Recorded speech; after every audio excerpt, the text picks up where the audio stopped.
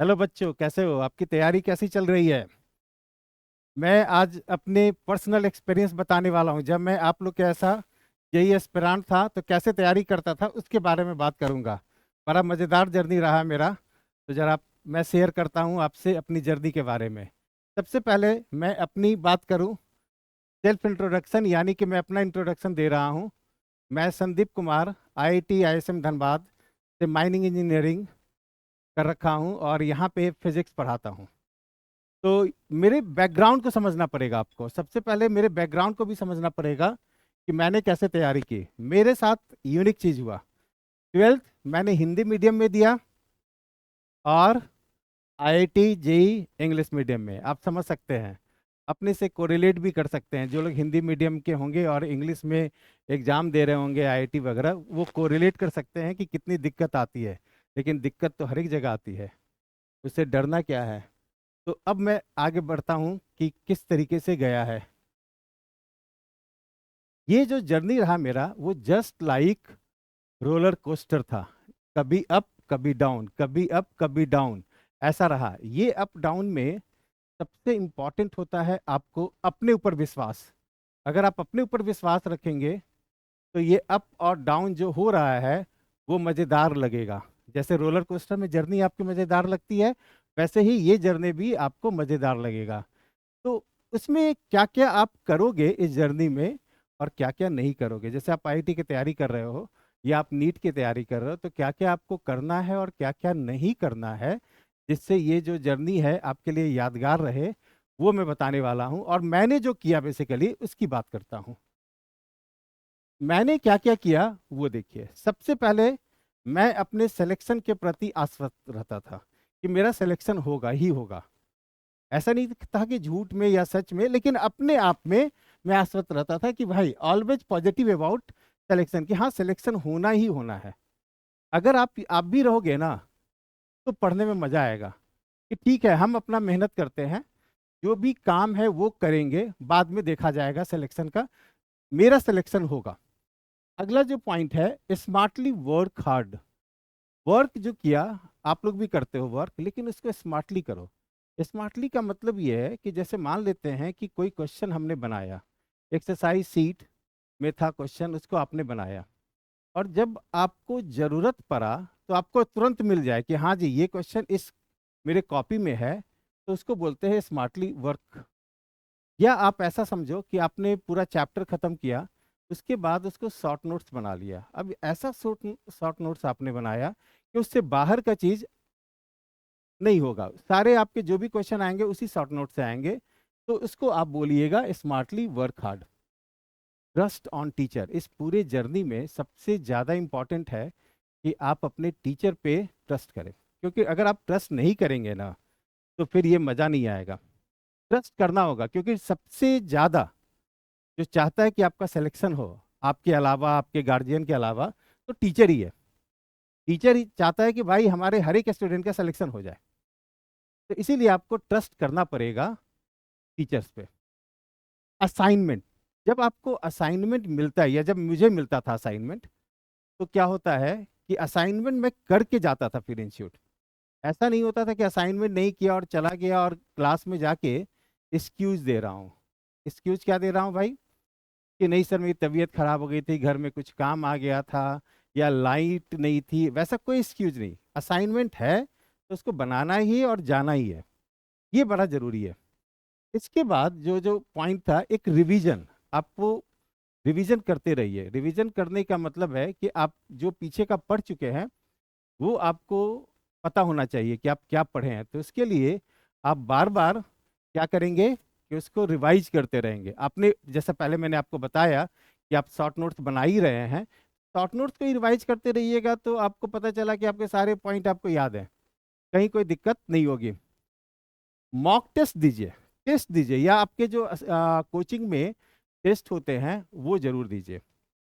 और देने तक ही नहीं है, असली काम होता है जब आप दे के आते हैं घर में और एनालिसिस करते हैं कि ये क्वेश्चन हमसे बना और ये क्वेश्चन हमने छोड़ा, तो छोड़ा तो क्यों छोड़ा?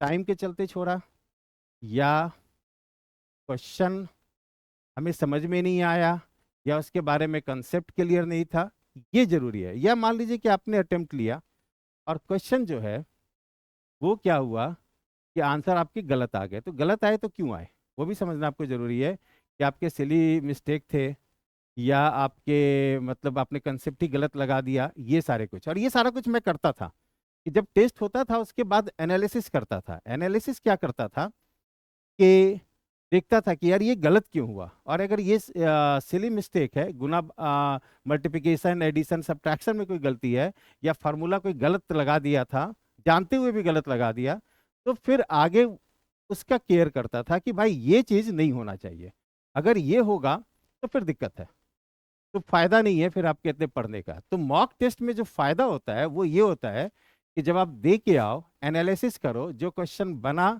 और जो क्वेश्चन नहीं बना वो सारी के बारे में, जो नहीं बना या जो डाउट है आप जाके सर से पूछो, तो वो बहुत फायदा होगा। जैसे मैं भी जाता था सर से पूछता था, काफी कुछ करता था, तो उससे क्या होता है कि आपके जो पीछे वाले पार्ट हैं जो अब हो चुका है वो आपके मजबूत हो जाते हैं। अगला जो है ऑनेस्टी, मैं बड़ा ऑनेस्ट था इस मामले में कि भाई जो पढ़ रहा हूँ वो ईमानदारी से पढूं, ऐसा नहीं कि दिखावा कर रहा हूँ कि भाई मैं पढ़ भी रहा हूँ और पढ़ाई भी नहीं कर रहा हूँ, तो ऐसा नहीं था। पढ़ रहा हूँ तो मतलब पढ़ रहा हूँ, नहीं पढ़ रहा हूँ तो नहीं पढ़ रहा हूँ। वैसा ही आप करिए, जब बैठे पढ़ने के लिए तो पढ़िए, बाकी किसी के बारे में आपको नहीं सोचना है। और इसके अलावा क्या क्या नहीं करता था वो भी बात करता हूँ। तो सबसे पहले जो इम्पोर्टेंट पॉइंट है कि जो मैं दूर भागता था उन लोगों से जो नेगेटिव पीपल थे। मतलब नेगेटिव पीपल का मतलब ये होता है कि आपको बार बार डिस्करेज करें, आपको बार बार ये बताएं कि जी सिलेक्शन होना बहुत मुश्किल है, सिलेक्शन नहीं हो सकता है। भाई हम जानते हैं 25 लोगों को जिनका सिलेक्शन नहीं हुआ, ठीक है, वो जानते होंगे 25 लोग को, आप 26वां है जिसका सिलेक्शन होगा, आप अलग हैं सबसे, आपका सिलेक्शन होगा। तो मेरा यही रहता था कि भाई तुम कुछ भी जानो, मेरा सिलेक्शन होने वाला है, आप अपने ऊपर विश्वास रखें इस मामले में। और इस पूरे प्रोसेस में जैसा बताया कि राइड जो रहता है वो रोलर कोस्टर रहता है, तो जब रोलर कोस्टर रहेगा तो आपके लो भी आएंगे कभी, जब लो आएंगे तो वहां पे नेगेटिव थॉट भी आने की कोशिश होगी, उसको आने मत दीजिए। क्योंकि अगर वो आ गया नेगेटिव थॉट, जैसे मान लीजिए मेरा भी कभी आता था कि यार सिलेक्शन नहीं होगा, कभी नहीं, उसको आने पास में भी आने दीजिए, आया हटा दीजिए तुरंत कि जाओ भाई तुम अपने जगह जाओ, थॉट को ही बोलिए जाओ यार, पॉजिटिव लाइए कि हाँ मेरा सिलेक्शन होगा। और ये सिलेक्शन का जो पॉजिटिव थॉट है ना, यही रखे रहिए हमेशा। तो सबसे पहले आप समझ गए कि नेगेटिव पीपल्स को हटाइए, नेगेटिव थॉट को हटाइए, जो मैं करता था। बैकलॉग मत रखिए सर। बैकलॉग का मतलब है जैसे मैं कोई असाइनमेंट दिया या पीछे का छूटा हुआ है उसको कर लिया, अब ये सोच रहा हूँ यार ठीक है बैकलॉग है, ये 4 दिन के बाद करूंगा, जी नहीं, बैकलॉग रखिए ही नहीं ना, बैकलॉग मत करिए, एक दिन का भी मत रखिए सर। आप ये समझिए कि बैकलॉग नहीं होना चाहिए, अगर मान लीजिए हो भी गया है तो उसको जल्दी से जल्दी खत्म करें, ये चीज रहना चाहिए। और टीवी वगैरह तो नहीं देखना है, तो आप लोग को और एक काम करना है, वो देखिएगा। आपको जो काम करना है वो ये है, ये आपके लिए है, वो है कि family function and social gathering में कम जाएं। मतलब अगर जाना बहुत जरूरी है तभी जाएं, ऐसा नहीं कि मैं बच्चे से पूछता हूँ कि भाई आप 4 दिन से क्यों नहीं आए, तो जी पड़ोसी के यहाँ शादी था इसलिए नहीं आए। ऐसा नहीं करिए सर, आप ऐसा नहीं करिए, आप थोड़ा अवॉइड करिए। सोशल मीडिया जो सबसे ज़्यादा इंपॉर्टेंट है इससे दूर रहिए, Facebook, WhatsApp, Instagram, YouTube, Twitter, ये सबसे आपको दूर रहना होगा, ये सबसे ज़्यादा टाइम कंज्यूमिंग है। वॉचिंग टेलीविजन, ओटीटी प्लेटफॉर्म, ये सब से भी आपको दूर रहना है। एक्स्ट्रा सपोर्ट के सर्च में मत रहिए सर, ये मटेरियल यहाँ से मिल जाएगा, ये मटेरियल मिल जाएगा, उस पर मत जाइए। आपके पास जो मटेरियल है दैट इज सफिशियंट, टीचर जो आपको पढ़ा रहे हैं सफिशियंट है। इधर उधर भटकिएगा तो बहुत ज़्यादा फिर आपके टाइम बर्बाद होंगे और फायदा कुछ भी नहीं होने वाला है।